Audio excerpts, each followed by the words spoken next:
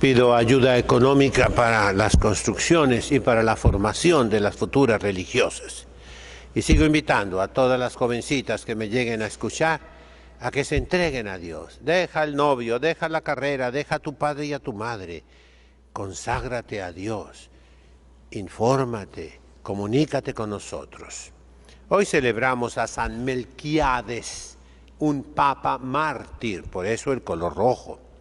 Melquiades es un nombre semítico, hebreo.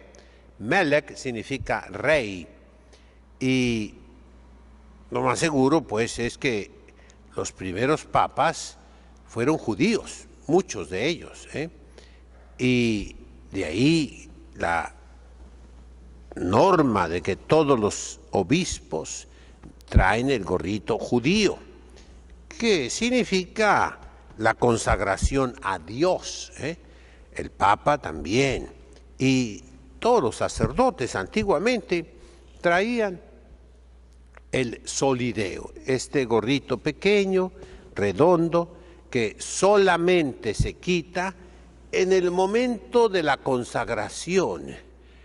Por eso solideo, solamente delante de Dios se quita. De lo contrario, lo traemos todo el día. Indica nuestra consagración a Dios, como el pueblo judío era el pueblo de Dios, consagrado a Dios. El pueblo judío ahora no tiene clero.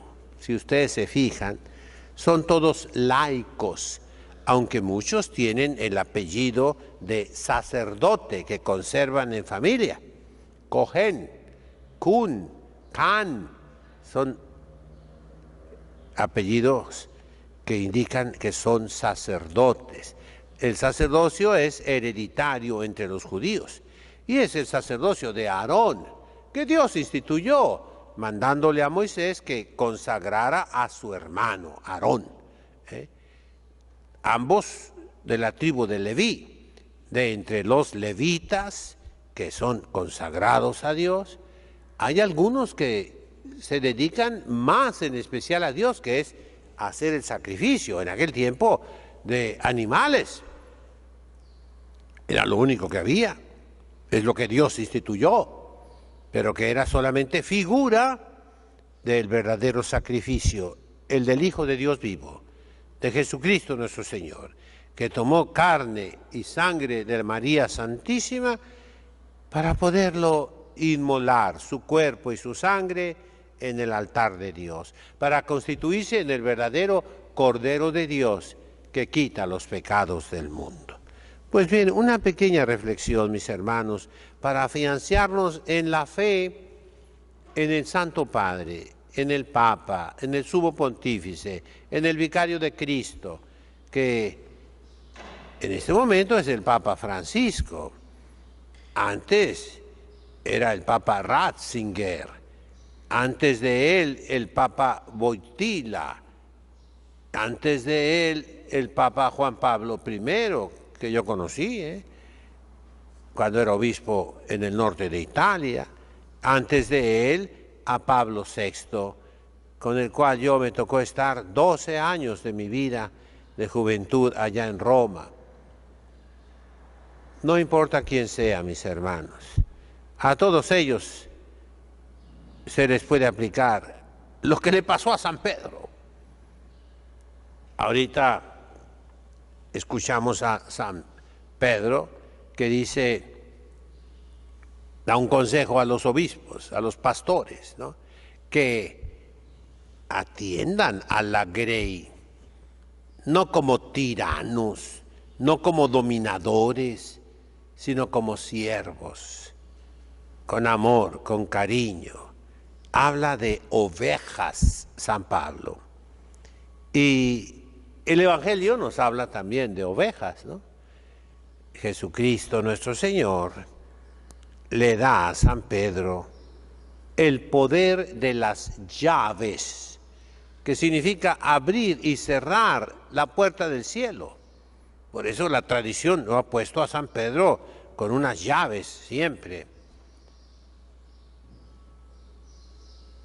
Pero después de esta promesa que Dios le hace, San Pedro falló, renegó de Cristo, abandonó a Cristo, se portó mal, hizo el equivalente de lo que hizo Judas Iscariote, que vendió a Jesucristo, que lo traicionó con un beso. San Pedro, sin embargo, se arrepintió, se acogió a María Santísima, así nos habla la tradición. Y después, en el lago de Tiberíades, después de una pesca milagrosa en primavera, 153 pescados grandes. Después de que San Pedro se echó al agua y nadó hasta la orilla para jalar la red con los pescados. Después de un desayuno rico que preparó nuestro Señor, fish and chips, o sea, pescado y pan recién horneado. Y dice, traiga más pescado. Y comieron los apóstoles con él, calladitos. Tenían miedo. ¿Por qué? Porque lo habían traicionado, porque lo habían abandonado, porque lo dejaron solo en su pasión. Pero con cuánto amor nuestro Señor, al ver el arrepentimiento de San Pedro, lo perdona y le vuelve a decir, apacienta mis ovejas, apacienta mis corderos, 3 veces, pero con una condición. ¿Me amas más que estos? ¿Me amas más que estos? ¿Me amas más que estos? Hasta que provocó las lágrimas de San Pedro. Entonces ya San Pedro, pues, se confirma, pero ya con un ingrediente nuevo, la humildad. Humilde ya es otro. Porque es consciente de sus pecados. Y así yo quiero hablarles a los sedevacantistas que están aquí en Mexicali, en Tijuana, en Ensenada, desde hace ya muchos años. ¿Qué cosa es el sedevacantismo? Son católicos conservadores, tradicionalistas, que juzgan al Papa, que creen que el Papa Juan XXIII fue indigno, fue hereje y por lo tanto no fue Papa legítimo y la Santa Sede quedó vacante. Cuando la Santa Sede está vacante porque muere un Papa, se usa el símbolo de un paraguas, de una sombrilla, que es símbolo del Papa también, pero que está muerto. Y entonces, Pablo VI, según ellos, también fue hereje, no fue digno de ser Papa, y no es Papa. Juan Pablo I tampoco. Juan Pablo II mucho menos. El Papa Benedicto no fue Papa. Y el Papa Francisco menos. De manera que desde 1958 no ha habido Papa en la Iglesia. Pero ellos sí son legítimos, según eso, Y abundan diferentes sectas sedevacantistas de diferentes orígenes. En México el origen viene del arzobispo de Saigón en Vietnam. Saigón es la capital del sur del Vietnam. Ahora ya es comunista todo. ese arzobispo yo lo conocí, Monseñor Tuc. Era chaparrito de Vietnam, yo tuve muchos compañeros de Vietnam y cuando asesinaron a su hermano de él, que era el presidente de Vietnam del Sur, el Papa Pablo VI lo llamó a Roma y estuvo en Roma en la Procura, así se llama, la Procura vietnamita. Es un edificio, pues, pobre, donde los vietnamitas tienen su centro mundial, ¿verdad? Ahí en la ciudad de Roma. Los vietnamitas son católicos, fueron evangelizados por los franceses. Santa Teresita del Niño Jesús iba a ser enviada a Vietnam, por eso es patrona de las misiones. Nuestro Señor permitió, pues, que ese obispo, que ya estaba un poquito mal de la cabeza, yo lo vi una vez, iba yo en el autobús con mis compañeros y muchos de Vietnam, y venía el arzobispo con nosotros y compró nieve, unos conos de nieve, y los traía 3 conos en la mano, así, 1, 2, 3, de nieve, derritiéndosele, ¿no? Chorreando la nieve, y él pues como que no se daba cuenta, ¿verdad? Esa es la última impresión. Después él sufrió mucho, fue pues un verdadero mártir, un santo, yo no lo niego eso, ¿no? Pero tal vez se aprovecharon de él, le hicieron ver que la iglesia estaba echada a perder totalmente, que ya no quedaba nadie bueno, que él tenía que ordenar obispos y ordenó varios obispos sin permiso del Papa,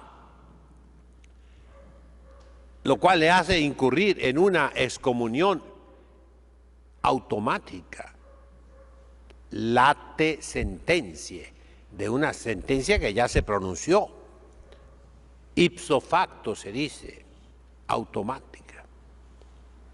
Entre esos que consagró había varios mexicanos, creo que fueron 3, Monseñor Carmona, un carmelita me parece, y otros que se perdieron en la historia.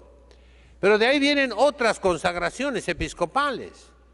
Monseñor Pavarunas, que viene aquí a Ensenada, y la cadena sigue, Monseñor Sepúlveda, que está aquí en Mexicali, y ellos son tradicionalistas, celebran la misa en latín, como yo, como la Fraternidad de San Pedro, la Fraternidad de San Pío X, pero con una diferencia muy grande. Yo reconozco al Papa Francisco, claro que sí, y estoy unido con mi señor arzobispo Francisco Moreno Barrón. La Fraternidad de San Pío X está en una resistencia activa, pero reconoce al Papa y reconoce a los obispos católicos, que son legítimos, y en su liturgia rezan siempre por el Papa y los obispos. La Fraternidad de San Pedro, que se desprendió de la Fraternidad de San Pío X, reconoce al Papa y a los obispos diocesanos. Aquí los tenemos en la parroquia de Santana, en San Diego, California. Somos católicos.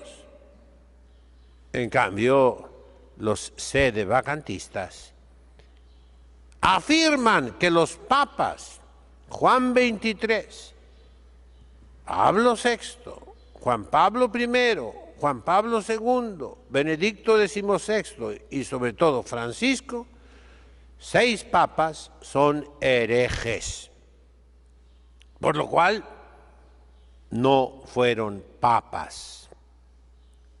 Y entonces ya llevan más de 60 y tantos años sin papa. Y pues yo solamente les recuerdo a ellos, primero, que tomen ejemplo de San Pedro. San Pedro cayó en tentación. San Pedro cometió un pecado gravísimo, traicionó a Jesucristo. San Pedro lo abandonó, lo dejó solo en el momento de la pasión, pero se arrepintió. Y Jesucristo lo vuelve a tomar, lo vuelve a llamar. Le dice, ven a solas, ven para acá.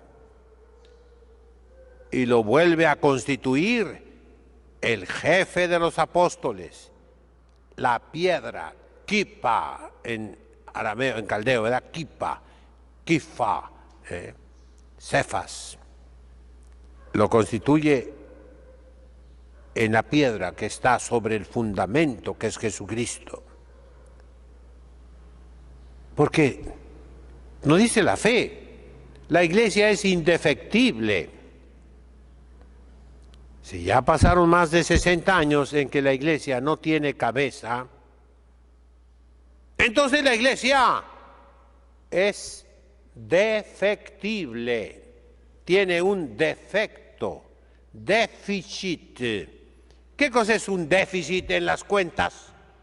Que el dinero no te ajustó, ¿verdad que no? Gastaste más de lo que tienes. Tienes una deuda. Tu empresa, una empresa en déficit, fracasa totalmente, quiebra, se disuelve.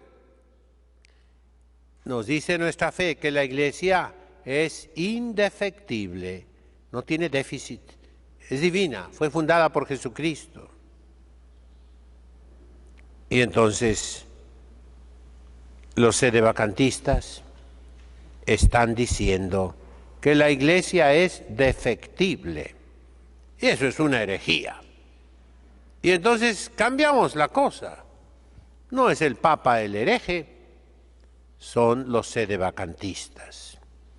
De los papas, Juan XXIII, Pablo VI, Juan Pablo I, Juan Pablo II, Benedicto XVI, Francisco, no se puede probar ninguna herejía. Históricamente, yo me he dado durante toda mi vida a la tarea de ver de verdad si es cierto que Juan XXIII cometió alguna herejía y veo que no.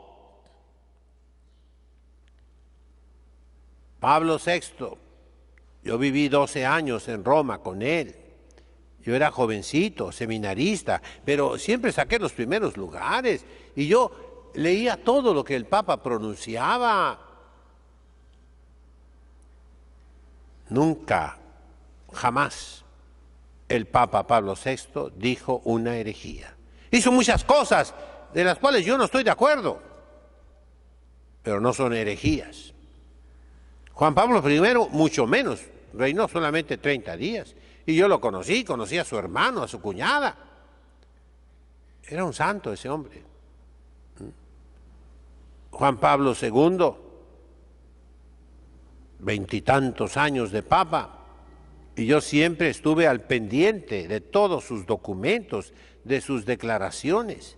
Hizo cosas que yo no apruebo. Por ejemplo, se los digo para que no piensen que estoy contra el Papa, no. Pero, por ejemplo, en 2 ocasiones, en sus viajes allá por el Pacífico y en otros lugares, permitió que la primera lectura, la epístola, la leyera una mujer totalmente desnuda, la parte superior. Eso no está bien, ¿o sí? No está bien. Aunque lo haga el Papa, está mal, pero no es una herejía. ¿Qué cosa es la herejía? Renegar de una verdad necesaria para salvarnos. Y eso no es una herejía. Muchísimas otras cosas tiene Juan Pablo II que muchos de nosotros no aprobamos, pero no son herejías. No nos llevan a la condenación eterna. El Papa Benedicto, mucho menos. Y el Papa Francisco, yo me he dado a la tarea de ver esos 3, ese libro gruesísimo que estuvo en el internet, pero que ya lo quitaron, el Denzinger Bergoglio. Ahí trae todo lo que suena mal en el magisterio, en la doctrina del Papa Francisco, sobre todo sus ambigüedades, sus equívocos. Los he examinado, mis hermanos. Soy teólogo, soy doctor en teología, soy licenciado en Sagrada Escritura, soy licenciado en Ciencias de la Educación, soy licenciado en Filosofía, soy licenciado en Teología, hice estudios de Derecho, tanto canónico como civil. Y yo les puedo decir, no hay ninguna herejía formal en el Papa Francisco. Es el Papa. Tiene muchas cosas que debemos de resistir, pero es el Papa legítimo, porque Jesucristo prometió que la Iglesia sería indefectible. Continúa siendo la Iglesia. Aquí está la frase de San Ignacio de Antioquía, discípulo directo de San Pedro, obispo de donde San Pedro fue obispo, Antioquía. Él dice, ubi episcopus, ibi ecclesia. Donde está el obispo, ahí está la iglesia. Donde está el obispo de Roma, ahí está la iglesia. Los sedevacantistas están fuera de la iglesia, no están con la iglesia. Y entonces, al negar al sumo pontífice, se convierten en herejes, no solo en cismáticos. Y la triste realidad se ve en los efectos. ¿Cuáles son los efectos del sedevacantismo? La división en sectas y más sectas, igual que los protestantes. El día de hoy, si vemos en el internet las diferentes confesiones que no reconocen al Papa y que son tradicionalistas con la misa en latín, son cientos de sectas ya. Muchos de ellos tienen su propio Papa. Un ejemplo de la misma línea del obispo Tuc, vietnamita, es Palmar de Troya. Métanse al internet, ahí en el celular. Vean, ahí hay un papa. El anterior se salió y se casó. Dicen que se robó mucho dinero. Es una comedia. En Estados Unidos hay varios papas o antipapas, como les quieran llamar. Todos son del rito tradicional en latín. Todos dicen que no existe papa, que el que está en Roma no es el papa, que es un impostor, que es un antipapa, más aún, que es Satanás, que es el anticristo, que es el falso profeta, etcétera, etcétera. Nosotros no. Nosotros somos católicos.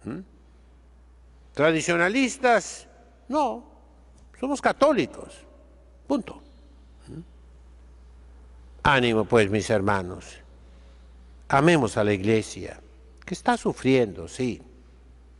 Y pidamos a Dios que nuestros obispos sean mártires, que podamos celebrar su misa un día como mártires, que nuestros papas sean mártires, o sea, testigos. Eso significa mártir en lengua griega, testigos de la fe de Cristo. En nombre del Padre, del Hijo, del Espíritu Santo. Amén.